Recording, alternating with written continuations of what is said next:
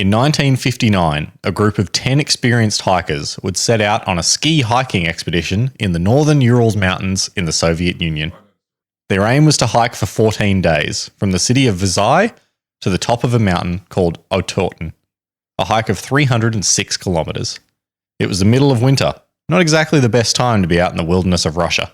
They would camp, hike, and ski. They would undoubtedly see some great sights. This is no story of a great adventure, though. No, this story doesn't have a happy ending. This week on Cheeky Tales, we cover the mystery that is Dyatlov Pass. Yes.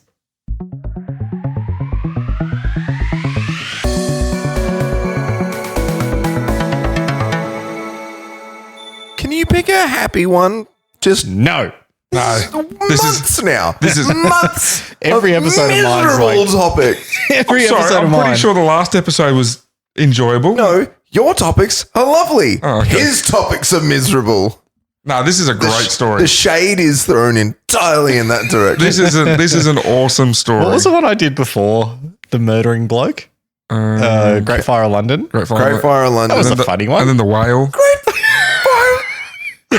fire in London. Great balls of fire in London. Lots of people died. And then I had the one where they ate each other on the boat. Ate each other on the boat. Yeah, itchy. Is this? Yeah, I've had a bad run. I've had a run of... Is Aaron in a? Is this his depression stage? This is his depression stage. my This is emo the emo phase. This is emo. This is 30-year-old emo repression. Life is pain. He's even kind of got the hair at the moment, like a bit of more Oh, he's growth in got the fringe. He does have a fringe. Yeah, I'm due for a cut. What are you doing, Sean? That's literally your I domain. know. Listen to him. The minute his best friend becomes a barber, every 2 days, like, oh, I'm due for a cut. Look at me and tell me I'm not due for a cut. Yeah, it looks nice. Are you paying for these cuts? Yes. Oh, damn, you suck. No. No. Can at least pay for half. Because Sean's whole thing at the moment is he gets a cut of every cut that he does. Yeah, I'm a contractor. Yeah, he doesn't have a wage. You don't make money doing mates rates. So if I give him for less... one mate. Yeah, if it starts at one mate, then where does it stop? That's At one mate. You don't have to cut my hair. I'm growing it. So you're good. Hey, mate. You're not cutting you charge yourself? Oh, you got to have hair to cut yours. Ooh. That was a mean setup, boy. That was a mean setup. I currently have the freshest haircut in this house. Thank you very much. The most recent haircut. That's right. I got enough for both of us. Head cut. Head cut. Head cut.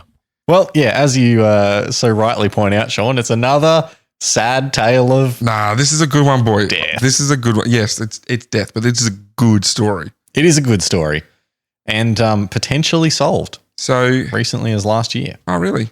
Well, that's a update that I have not heard. Not definitively. So but, before we get into the story, Mm. you want to cast your mind back to when we were yes, one of the Planning. funniest stories of our podcast. planning this podcast. So I had the idea for the basic structure of this podcast when I was in the shower one day. And I got out and I hadn't even dried off yet, and I texted John about it. Oh, I didn't know that. I was that made me- soft and wet. I was so dripping. that makes me feel itchy. Yeah. Yeah, and I was like, here's what we do, it's you and I telling each other stories that you can't believe you haven't heard of, or like insane stories, like Balloon Fest, Dyatlov Pass, something else that I can't remember what it was now. And Yeah, probably could. Hang on. and John is going like, oh yeah, that sounds great. And we get like maybe 2 weeks into the planning of the podcast. He's like, hey, we're trying to get a couple of ideas ahead, so we've got I heard of this story that I think would be really good for the how you podcast. spelled Dyatlov? Dyatlov. Dyatlov. And he's like, yeah, I heard of this story. It's like Dyatlov. And I'm like, Dyatlov's Pass? And he's like, yeah. And I'm like, read the first message I sent you about this podcast. Yeah. So Dyatlov Pass has been there since the very beginning as one we've wanted to do. I just tried searching our text conversation, but it's not popping up. Yeah. It wouldn't have been text. It would have been Facebook. But anyway, so I'm sure that some of you probably know about Dyatlov Pass. It's one of the most famous mysteries that's out there, to be honest. A lot of people talk about it. And I thought, you know what? Time to give it a crack. So I thought I would. But yeah, it's been there since the very beginning of this podcast. The message you sent me. Mm. Yeah, podcast idea. And I say, I'm Just listening. remember, sopping wet. This is 8th of October, 2020. I'm dripping. So that's like height of COVID, right? Was it? Hang on, 8th of October. 2020. We didn't release an episode until like. You right, champ? Right. You have sent We me. didn't release an episode until like July. Yeah. It's called Have You Heard the Story of ... That's right. You and I tell Yeah. each other prominent stories of interesting things, such as the space poo, the Dyatlov Pass Incident, Is the space poo really the first thing I said? Wow.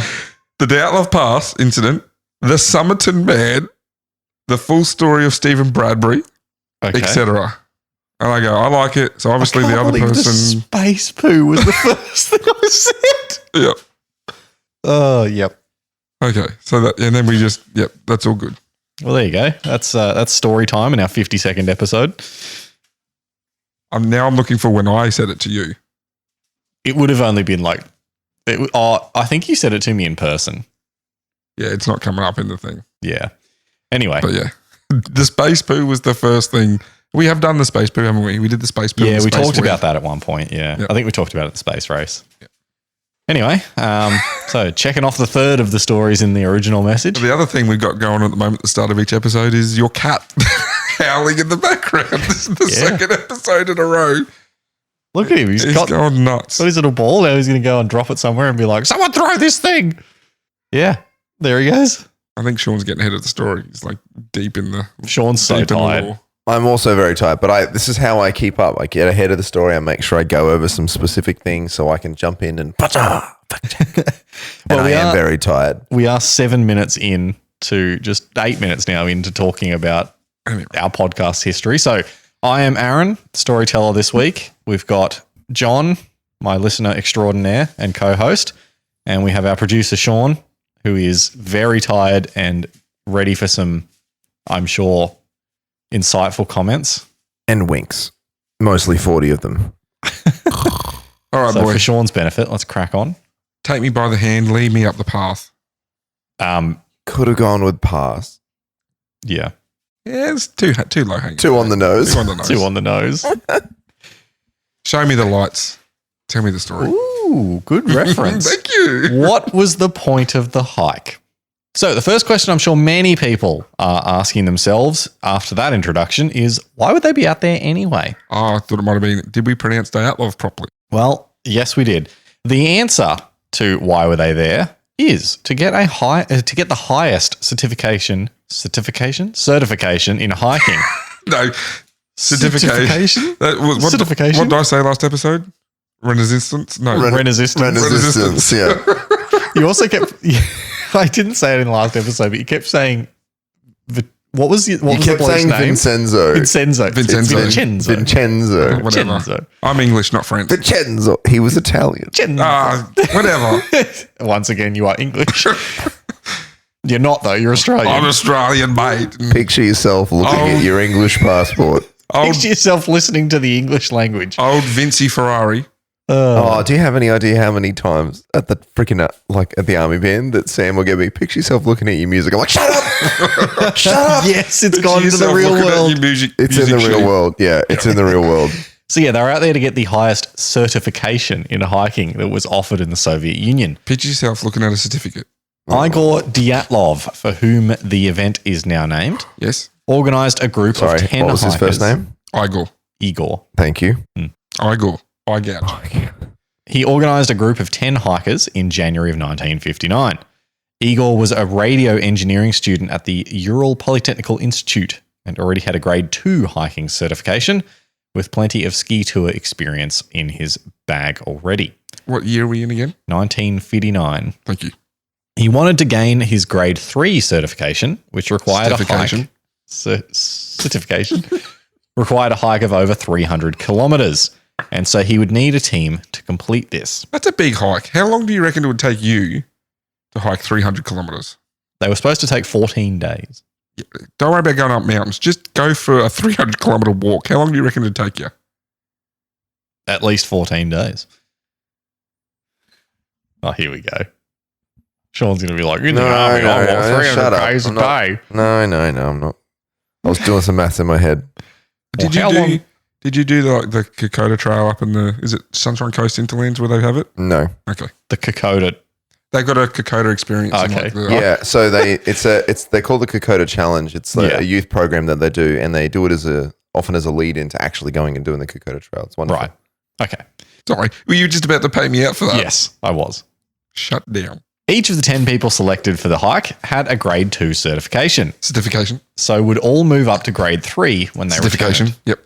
The group submitted their planned route to the Sverdlovsk City Route Commission, which was a division of the Sverdlovsk Committee of Physical Culture and Sport, and were granted permission to and given their route book on 23rd of January 1959. They were given approval despite, and possibly because, late January and early February are the most difficult times to complete the hike. Mm-hmm. They were in for a real test. Winter time? Deep winter. Yep, in Russia? Yeah. Yes. Quite northern too. Deep snow. The hike itself. The group would set out on their journey from the city of Vizhai on January 27th. After just a single day of hiking, one member would call it quits. Yuri Yudin had a number of health ailments, including rheumatism and a heart defect, and were suffering knee and joint pain. He would turn back, with Igor Dyatlov telling him that they expected to return to Vizhai on February 12th, but it may take a little longer than expected. This would be the last time that anyone outside of the group would see the hikers again. You got to ask yourself, why did Yuri even try this? I know, he's got a heart condition. Then again, he had grade 2, so he's obviously a good hiker. Okay, fair enough. But you think heart condition and rheumatism, which is what exactly? I have literally no idea what rheumatism is. Rheumatism or rheumatic disorders are conditions causing chronic, often intermittent pain affecting the joints or the connective tissue. There you go. Again, it doesn't designate any specific disorder, but it covers at least 200 different conditions, including arthritis, non-articular rheumatism. Okay. So, like you said, he's got a grade 2 certification. So stop saying it weird. It's late, damn it. So obviously, what is the... No, don't worry about looking up what the Russian certification. For grade 2 is. But grade 3 is a 300k hike. So it'd be different if it was like grade 2 is like 20k's and then they bump it up to 300. 20 single day hike through the wilderness. No camping. Yeah. But like you said, why would he? Why would he even try? I mean, his conditions could fluctuate. Flare up. So it could be a bad day. Fair enough. Well, when the 12th came and passed without word from Dyatlov's group, nobody was all that worried. It was pretty typical that hikes like this would take longer than expected. But as the days dragged on, the families of the missing hikers started to demand action from the authorities. Eventually, on the 20th of February, 8 days after their original arrival time, the first search party was arranged and sent out by the sports club, with the army and police eventually becoming involved as well. Planes and helicopters were even brought in to help the search. So it's mountaineering grading. So I'm just jumping in. Mountaineering grading, and every country has different requirements. Specifically, post-USSR formation countries, they had a grading system that includes ranges from 1A to 6B and factor in difficulty, altitude, length, and commitment, like in Alaskan.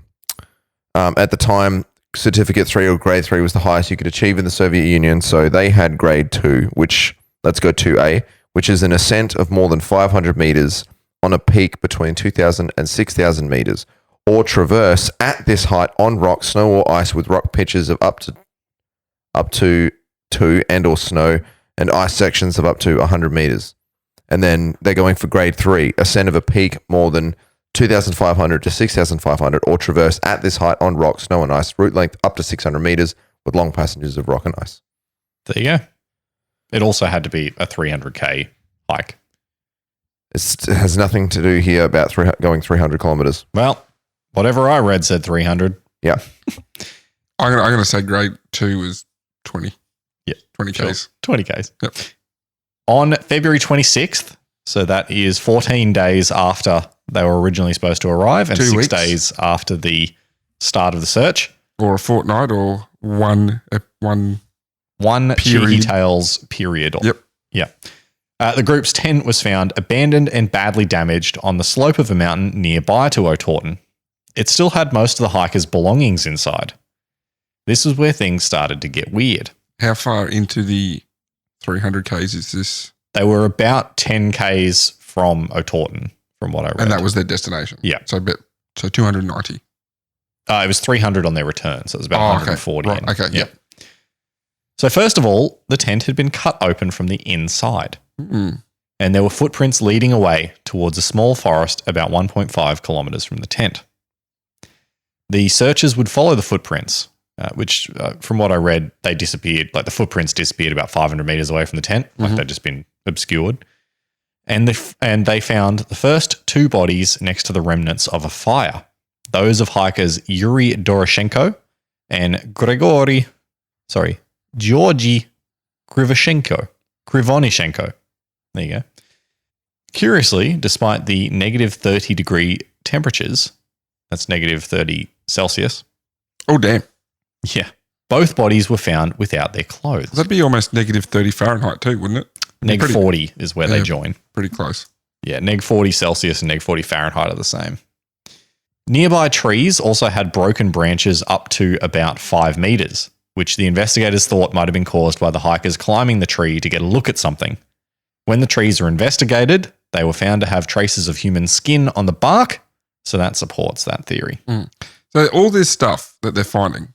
Yeah, so tent ripped from the inside. So it's about 2 weeks since what's happened. Is it just still there because it's frozen? Yeah, and like nobody else is going through there. Yeah, okay. It's a pretty remote area. But like I would assume footprints would be covered in with fresh snowfall or... Yeah. So there has been... Doesn't seem to be that way. It was pretty clear when the investigators got there, so they're not sure how long it had been clear. Okay. Yeah, that does come up. All right. Yeah. So yeah, they've been scaling the tree to get a look at something. Yep. Or getting away from something. Yeah. And then they've found 2 of them at the bottom of the trees dead next to next to the remnants of a fire. Fire, yep. And they didn't have any clothes. They were wearing like their underwear. That's about it. In negative 30 degrees. Yes. Damn, you're not going to last long. Between the forest and the tent, they found 2 hikers on the 27th of January, those of Igor Dyatlov and Zinaida Kolmogorova. Russian names are fun to say. Kolmogorova. Yes. The 5th body, that of Rustem Slobodin, was found on March 5th, so about a week later. Mm-hmm. All 3 looked as though they were trying to get back to the tent and were all found in just their underwear. No injuries were found aside from a small crack in Slobodin's skull that wasn't considered fatal. So it looks like he got a bonk on the head, but he wasn't in any danger of dying from that. So far we've had 5 people leave the tent. All of them left the tent. Potentially in a hurry because it was cut open in their underwear. Yes.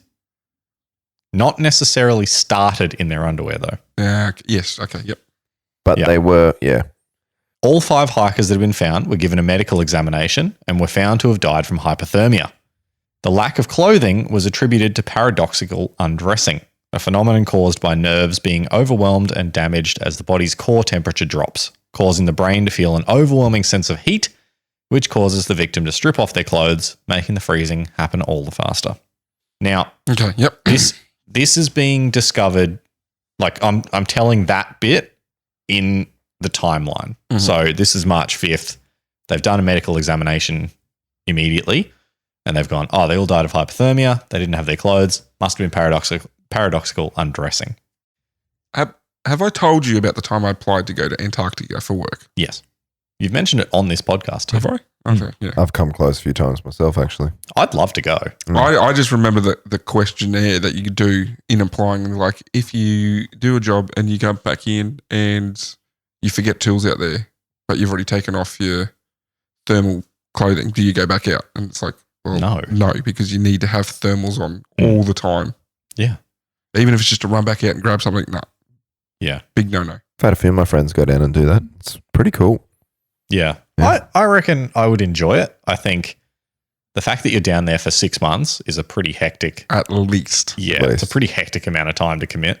But the summer trips are 3 months 4 to 6 months. Yes. Winter time, you're there for 18 months. It's potentially the story of old mate surgeon who had to do his own do his own surgery. Spleen removal, appendectomy. Yeah. Crazy. The 4 in the ravine changed the story. It would take a further 2 months to find the remaining 4 hikers, but when they were found, they would take the strangeness up a notch. They were found a further 76 meters from the tree line that Krivoshenko and Doroshenko were found. Now, keep in mind that was like, I think it was 1.5 Ks away from the tent. That's a long way. Another 76 meters on from that. Mm-hmm. They were at the bottom of a snow-covered ravine with an improvised shelter found nearby. They were found to have some pretty serious injuries. These were the bodies of Alexander Kolovatov, Semyon Zolotaryov, Nikolai Thibaut Brignoles, and Lyudmila Dubinia. I'm sure I've butchered all of those. Yeah, can I just ask quickly, when writing this? Copy-paste. Thank you. Yeah. I know you're not typing those names in. No. I did the same thing last episode for the painting names. Dubinina. I don't know. That's the one I'm not sure of is Nikolai Thibaut. I think it's like Thibaut's Brignoles, but like it doesn't sound Russian. Big nose. Brignoles. Big noses. Frijoles. Yeah, it sounds like Italian. Yeah, Italian. You did I did the head pitch. The hand pitch.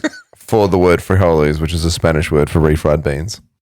While Kolovatov had died from hypothermia, Thibaut Brignoles had a fractured skull. Zolotaryov had crushed ribs, and Dubinina had crushed ribs, and most curiously, a missing tongue. That's what I was thinking. I was about to ask, wasn't someone missing an eye or missing eyeballs? Yeah, one of them was missing eyes too. Yeah. I think it was Kolovatov. One of them was missing eyes. I'll just spoil it. They think that's because of just wild animals coming across the bodies, or because they were found in a ravine that had a stream. Because they also had some like tissue damage on their face. What do you mean a stream? Just like crabs or like animals again, or just the water? Just the water just popped out an eye and washed it away. Yeah, that's like gross. Just because it's flowing water, it might have like caused extra damage. Okay, just by being in water. Still gross. Just happen to pop an eyeball out and just being down further downstream. You're like, whoa, what's that? Oh, that's an eyeball. Why is it looking at me? All 4 were also found to be wearing the clothes of the hikers that had already been found. So the other 5. And most intriguing of all, the clothes were found to be radioactive. In fact, there was radioactivity all over the area. Keep that in mind. Okay. Radioactivity. Increasing the curiosity of the find was the fact that the hikers didn't have any outward signs of injury, and the injuries seemed to be too intensive for a human to have caused. Some said the injuries appeared to be similar to those suffered in a car crash. It was a Yeti. We'll get to the theories later, boy. Okay. The initial investigation. Yes. As soon as the first 5 bodies had been found, an investigation began into what had caused their deaths. Based on the 5 bodies found earlier on, it seemed as though they had just died of exposure after leaving the tent. There were a few leading theories at this stage, the first of which being that the hikers had been attacked by an indigenous group of people in the region, the Mansai. It was thought that they may have attacked the group for encroaching on their land. In fact, a number of Mansai were rounded up and interrogated. However, it was eventually dismissed due to the lack of hand-to-hand combat wounds, as well as the lack of physical evidence that anyone aside from the hikers had been there. Also, the Mansai, very peaceful, not known to attack anyone. Reindeer herders. Yeah. So there are people who live in those conditions. But very few and far between. Yeah, okay. Yeah. Wow. Yeah. Still live there indigenous today? people too. I think they might still be there. Yeah, right. The Mansai. It's only 60 odd years ago, 70 years ago. Yeah. 60 years ago. 60 years and negative 30. 64 years. There are That doesn't sound fun. Ugric indigenous people living in the Kansai Mansia, an autonomous okrug. So they're still there? Lots of Russian words. The Mansai language is one of the most postulated Ugric languages of the Uralic family. The Mansi people were formerly known as Vogels. Together with the Khanty people, the Mansi are politically represented in the Association of Sav-Ugra, an organization founded during the perestroika of the late 1980s. The organization was among the first regional indigenous associations in Russia. Yeah, they live in like little Man, it's really a super duper small area. Yeah. Yeah, cool. Like man-sized population according to the 2021 census. Total 12,000. Jeez. You were feeling pretty good for a second there, weren't you? I was. And most of them live in one real small bit. Oh, there you go. Yep. Still a larger population than trying to think of Skidmore, yeah. Do not bring up that episode. I was going to say Nantucket, but I'm like, no, it's not Nantucket. I knew it was some strange Nantucket was from the Essex. Oh, okay. Yep. Mm-hmm. That's where the Essex was from. Yep. 2 icky episodes and 1 reference. No. Bump it. The second theory at this stage was that perhaps they had decided to take some drugs and let things get a little out of hand. A little out of hand? Again, there was a lack of physical evidence of a fight, as well as a lack of any evidence of drugs at the scene, and they just weren't known for doing that. No. I know their clothes were taken off outside, but just, let's go streaking. Yeah, man. Woo. Oh, geez, a bit nippy. The nips would have been a bit nip. The nips would be, yeah. Once the other 4 bodies were recovered and their injuries investigated, other theories started to emerge, as the extra damage to their bodies hinted at something a little more violent. Yeti. I'm still not at the actual theories bit. This is the initial investigation theories. Yep. As stated earlier, it appeared as though they'd been in a car crash, though without any external injuries to explain the damage. It seemed as though they had undergone a lot of pressure. Okay. So internal injuries can be caused by pressure. Yeah. Without leaving external ones to sort of explain. The only real possibility investigated by the authorities was that of an avalanche causing the hikers to leave the tent in a hurry and run to the woods for safety. The theory was that they were woken in the night, either unable to leave through the tent entrance due to the snow from the avalanche or fearful of an avalanche being imminent, and cut their way from the tent. As they had been sleeping, they wouldn't have been wearing their full outdoor gear. And so when they got to the woods, some would attempt to retrieve their gear once the danger had passed, while the others tried to start a fire. Could also explain the tree climbing to see whether the snow was still going. Yep. Then those that attempted to get back to the tent died of hypothermia while trying to find it, while the 4 that ended up in the ravine either fell in while looking for the tent or were swept there by the avalanche that did appear. So if there was an avalanche, would the tent still be, like, was it found in a visible state? It wasn't buried or anything? Yeah, so there's a photo of it.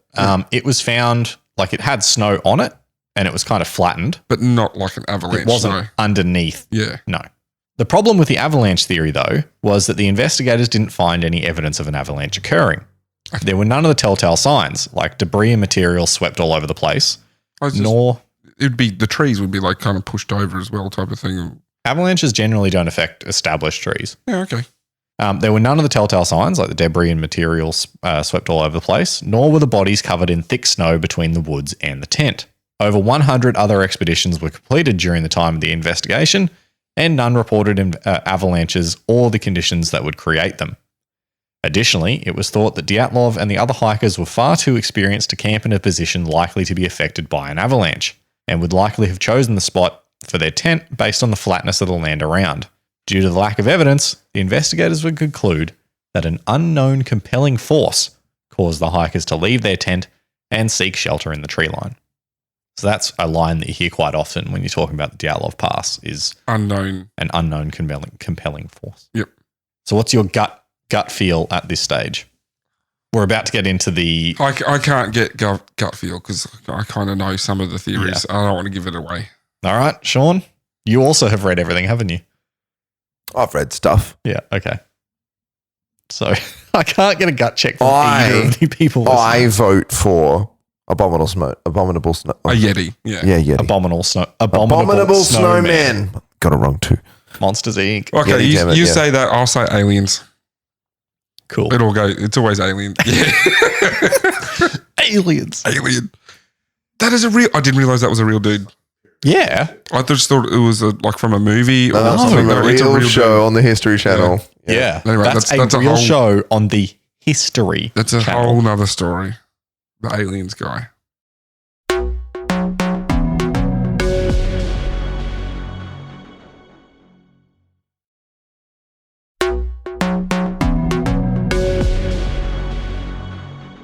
So let's get in to the other theories that try to explain this mystery. Are you going Yeti first or aliens first? I'm going to go in no particular order. Okay. And for those listening along at home that don't know this story, one of the theories that I get into is an actual explanation for the mystery. So this is the one that people recently have said, this is what we are confident happened based on all the evidence we can find and the research we've done. Cool. I think I know which one it's going to be. Yep. But continue. Yep. So these theories are not fueled by vodka, as the initial investigation was. Oh, I got to keep warm in the negative 30 degrees. Yeah. But I will reveal which one is the currently agreed theory at the end. So have a listen. Again, not in any particular order. It's the first one. No. Although maybe it is. The first one is infrasound. This theory was put forth by a man named Donnie Eichar. His name is Donnie Eichar. Whatever. His book is called Dead Mountain, and he claims that wind moving around a nearby mountain caused a Kármán vortex street, which is a bunch of vortices that cause a terrifying sound that can cause physical discomfort and panic in humans, and that this would drive the hikers to leave the tent as quickly as possible, but when they reach the tree line, would be outside the effect of the sound, causing them to come to their senses and begin trying to work out how to survive. The injuries were then caused by the hikers either freezing to death or falling down the ravine to the rocks below. What's that called again? A Kármán vortex street. So essentially it's like the construction of the area around the mountains can cause the wind to like smack into each other. And reverberate and create vortices that then create this infrasound, which is like below human hearing level. Is it similar to what they say like your big windmills create? Yes. Yeah, exactly like that. Don't listen to it, Sean. It's going to send you crazy. So yeah, that's the first theory, is that potentially it was these winds. So wind. Wind is the first theory. Yeah, and these have been shown to be possible in areas like this. Yeah. Now, you said it was inaudible. Is there an audible? I don't know if it's got an audible tone to it. I assume that it would. Most sounds have octaves, so it would be octaved up. Because I would assume if it's the low frequency one that like the reverberation of the sound is causing that thing, which giving you a feeling, and then there's an audible sound to it of like, might sound like an avalanche. Yeah. Probably add to... Sean's on Spotify trying to find it.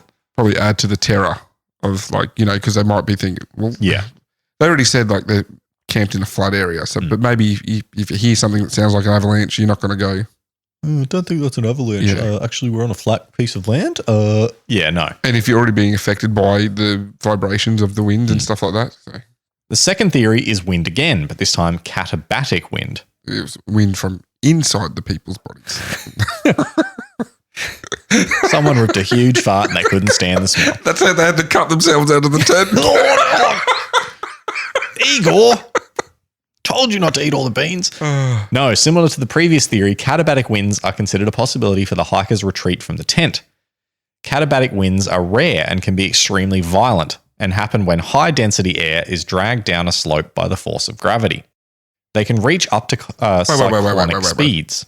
So air gets so dense, it's affected by gravity. Yes. Well, that's what you just said. Yeah. The air becomes more dense than the air below it. So dense, gravity affects it. That's crazy. And it can reach cyclonic speeds. Happens quite regularly in Antarctica. And with the temperatures in the air on that night, it's possible that the cooling of air on top of the mountain would produce a wind strong enough to make it impossible to stay in the tent, which was on the slope of the mountain. So they were not like, they were on a flat-ish bit, but they're still up a... Yeah, so this wind could have come down and hit the tent so hard that it either collapsed the tent or made them like, oh, we can't stay here because what the hell's happening? Yeah, okay.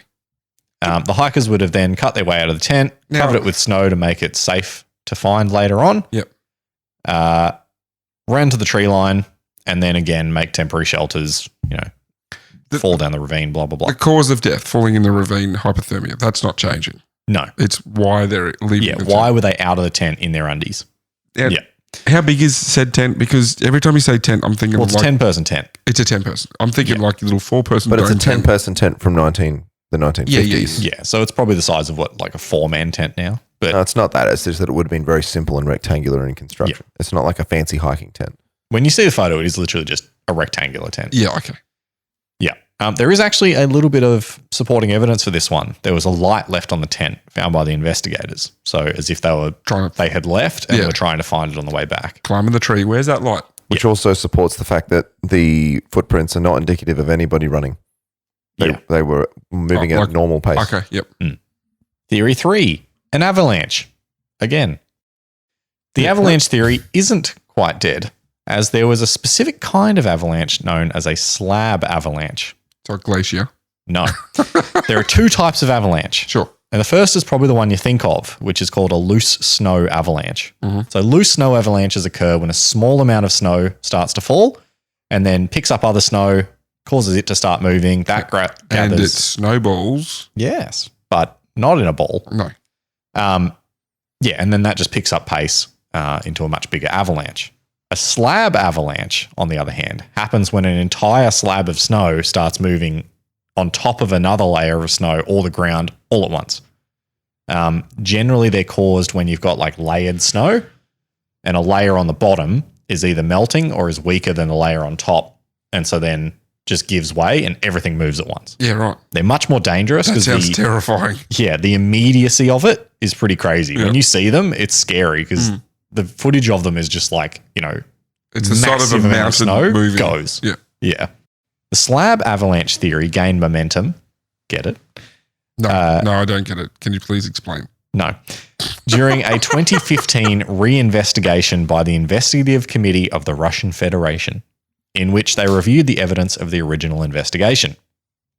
They found that the conditions had been much harsher than first estimated, with cyclonic winds, a blizzard, and temperatures as low as -40 degrees or -40 degrees Fahrenheit. Oof.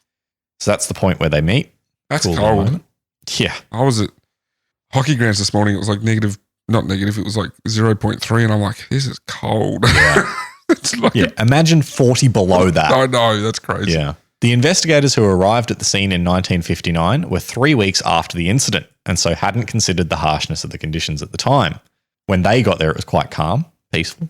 Mm-hmm. So they didn't really think about maybe it was hectic. It's another 3 weeks towards the end of the season too. So like conditions are getting better. Yeah, it was like late February. Yeah. So the news theory stated that the hikers set their tent with an indent dug into the snow. So picture like a slight slope and they've like cut a bit out to get a flat piece.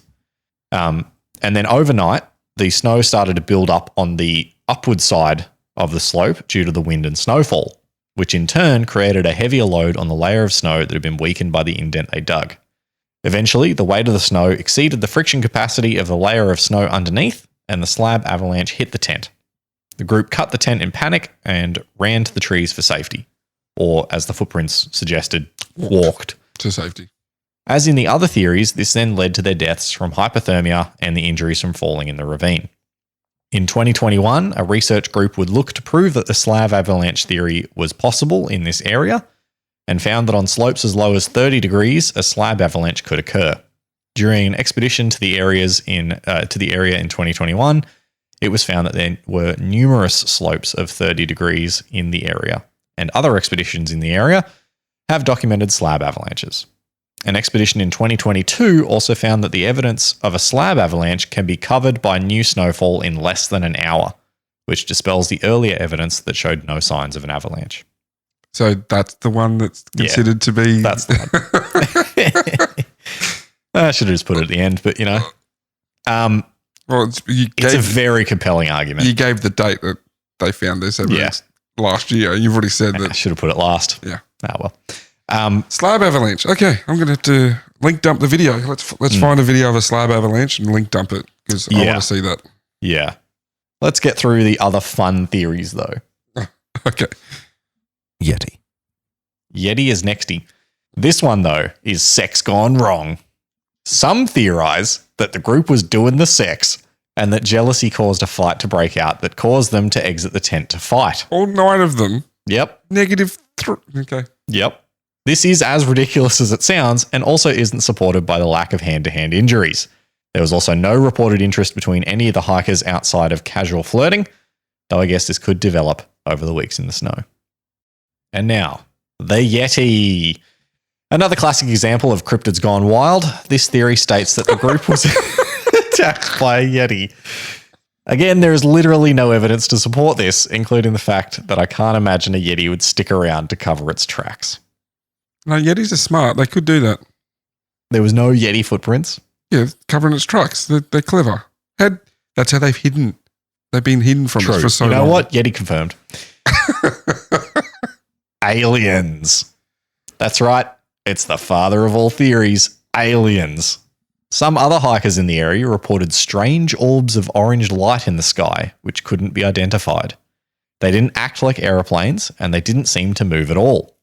Some theorize that this was aliens coming down to attack the hikers. Though again, there is no evidence of anything from outside this world being at the scene. However, there's no evidence that there wasn't aliens at the scene. So I guess that's enough. Have you got any more to go? I do. One more. Is it to do with the radioactivity? It is. Military exercise gone wrong. This theory has two different angles. So let's go at them one at a time. The first is that the orbs of light seen by other hikers mentioned earlier were in fact caused by the military testing parachute mines in the area. Parachute mines are exactly what they sound like. Mines dropped by a plane with a parachute behind them to slow their descent. Mm-hmm. They then explode in the air, causing a concussion wave on the ground. Interestingly, these types of weapons are known to cause internal injuries while leaving the exterior of the person undamaged. So there is some chance that this was part of it. Could they also cause avalanches? My next sentence. It's also possible to consider a mine triggering an avalanche, which would then cause both theories to be true. While it's true that the military was testing these weapons at the time, there is no evidence found that this was happening in the direct area of the hikers. So it was happening somewhere near this, but not necessarily directly where they were. And I mean, I wouldn't put it past Russian military to deny those claims. Yes. After finding out that they've caused the deaths of 9 people. Let's get into theory 2. Okay. And then there's a little extra on this. The second theory uses the radiation as its grounding, stating that the military was completing secret tests of nuclear weapons in the area. The Tsar bomb? Yes. Tsar bomba. It's not the Tsar bomb. No. You would not be finding bodies. You know that was there. Yeah. Yeah. The hikers, and so this theory says that the hikers were unfortunate and unknowingly in the area when a nuke or a smaller version of a nuke were set off. This would explain the radiation, and again, could explain the internal injuries without external. Mm-hmm. But I do find it hard to believe. Shockwave. I do find it hard to believe that a nuke could be set off without anyone else noticing. Mm.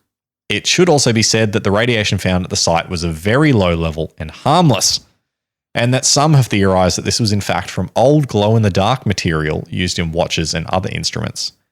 Okay. Not exactly super compelling. Yeah, I was going to ask, where's the radioactivity come into the avalanche theory? There's not really a hell of a lot on the radiation. But yeah, most of the theories are like, it's probably from clandestine sources. Like the radium in old glow-in-the-dark stuff. Yeah. Yep. One thing that does add credibility to this theory, though, tell me more, is that the hiker who left early, Yuri Yudin, he came back, was brought in to identify clothing found at the scene. He would state that he didn't recognize one cloth that he believed to be of military origin. Oh, that's right. And that he couldn't identify a set of skis and glasses. He would then state that it was his belief that the military got to the scene first and covered up their involvement. So yeah, that's where a lot of the military stuff comes in, is people are like, well, of course there was no evidence. The military got there first and covered up their tracks. Wasn't one of the hikers working in a nuclear plant as well? I think they were at an institute that was doing nuclear study as well. That was... I think that's Igor. Igor was in the Ural Polytechnical Institute. Isn't he one that found with the cloth? And I thought that was one of the theories, saying that the cloth could have been from... The cloth was the radioactive thing from what he was doing. Yeah. I didn't read that, but that would track as well. I think the theory of the military stuff is like, they got there first and hid it all. Makes sense. I again, wouldn't put it past. The mine is actually super compelling to me Because if it dropped, like you think, even if it's not necessarily right there, the shockwave caused by it going off could have caused an avalanche and making them go, oh crap, get out of here. Could it also cause those winds? No. In a way like the shockwave bouncing off the peaks or something like that? Oh, the infrasound. Yeah. Infrasound. Yeah, maybe. That's the thing that's so mysterious about Dyatlov Pass, right? Is that there's so many little bits of it that make sense. And others that don't. And they can be explained by something else. But that thing has its own problems. And this thing has its own problems. And the Yeti's not possible. And the aliens are definitely possible. And yeah. Interesting. And so it was the slab avalanche that has been recently... Yeah, so they did a lot of research recently into the slab avalanche theory. Agreed to be what has happened. Yeah, and they said that like it could happen. So they cut this hole in the snow. Yeah. And if that was done, it would take as little as 7 hours for the snow to weaken enough to then slide down onto them. Yeah, so in that theory then it's saying that the tenting or the area they'd set up would actually been higher up on the peak. For the slide, no. for it all to slide down. It's not suggesting that the whole thing slid with the tent on it. It's suggesting that the bit above the tent slid into the tent. Yeah.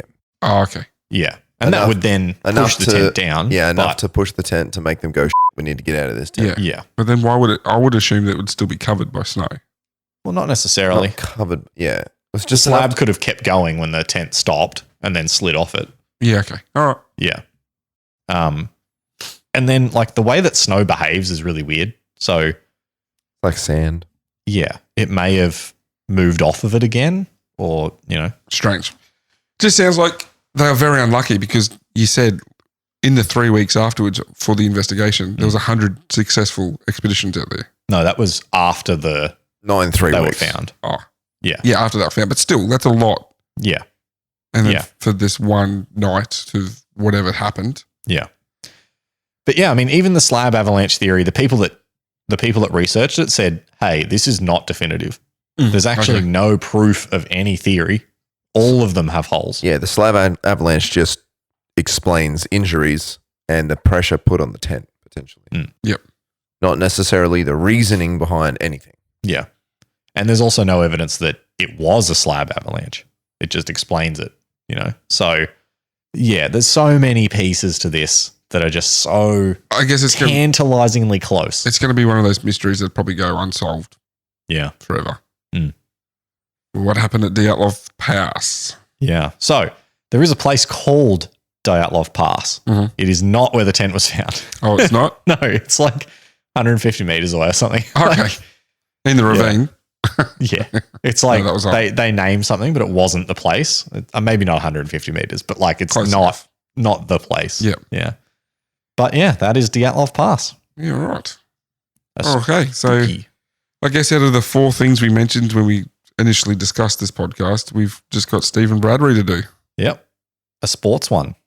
We've talked about doing a sports one a bit recently. Yeah, I've still got one brewing. Well, thanks, boy. That's all right.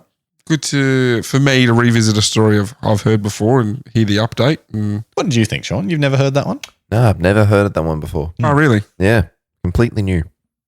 It's a good one. Surprising that I've never even heard of it mentioned. Yeah. It was cool. To be honest, I hadn't heard of it until a video that I saw a few years ago.